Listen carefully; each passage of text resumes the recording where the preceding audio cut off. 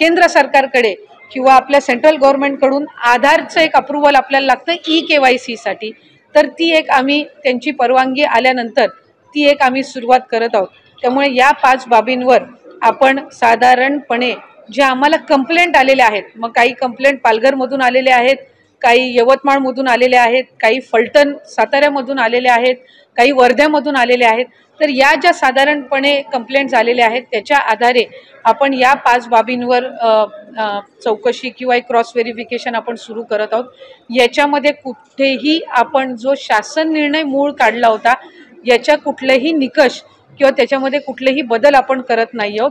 फक्त जे निकष आम्ही GR मध्ये ठेवलेले होते त्याला अनुसरून ज्या काही तक्रारी आलेल्या आहेत त्या 5 बाबींवर आपण लक्ष केंद्रित करून ही पुढची जी काही व्हेरिफिकेशनची पद्धत आहे ती आपण करत आहोत। आम्ही आधी सुद्धा स्पष्टता दिलेली आहे की आपण साधारणपणे अधिकाधिक गरजू महिलांना हा लाभ मिळण्याच्या दृष्टिकोनातून ही योजना आणलेली आहे।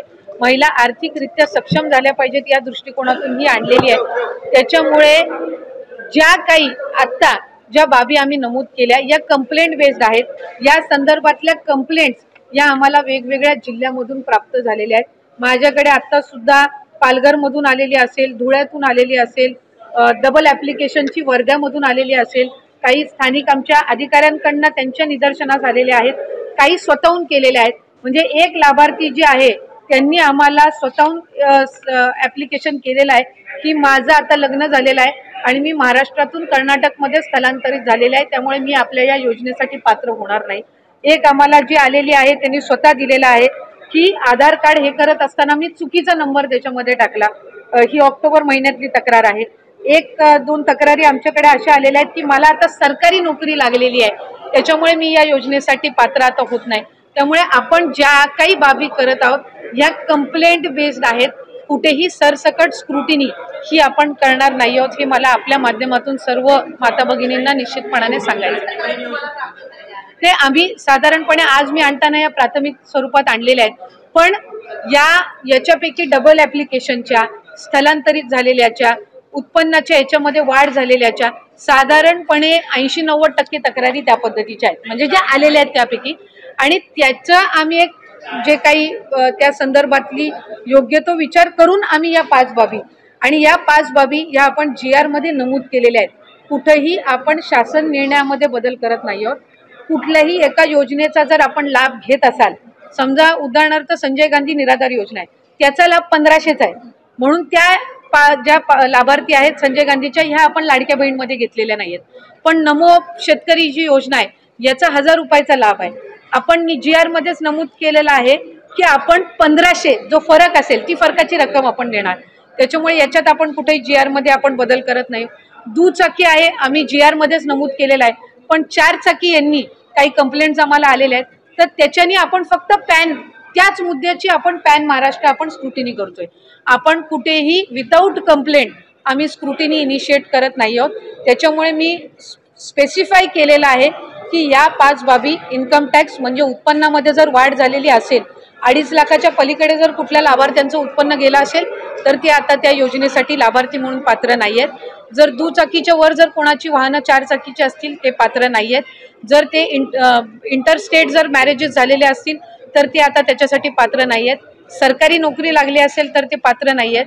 आणि आधार कार्ड आणि बँकचं हे जर नावामध्ये फरक असेल आणि त्यांनी ती लक्षात आणून दिलेली आहे तर ते पात्र नाहीत। पण याच 5 बाबींवर आपण पॅन महाराष्ट्र जी आहे ती आपण त्या संदर्भातली योग्य ती पावलं उचलत आहोत। साधारण ॲनालिटिकल जर बघायला गेलं तर आपण तक्रारी किंवा आपल्या स्थानिक प्रशासनाच्या देखील लक्षात आलेलं आहे की काही म्हणजे पात्रधारक नसतानाही काही लोकांच्या खात्यात पैसे जात आहेत।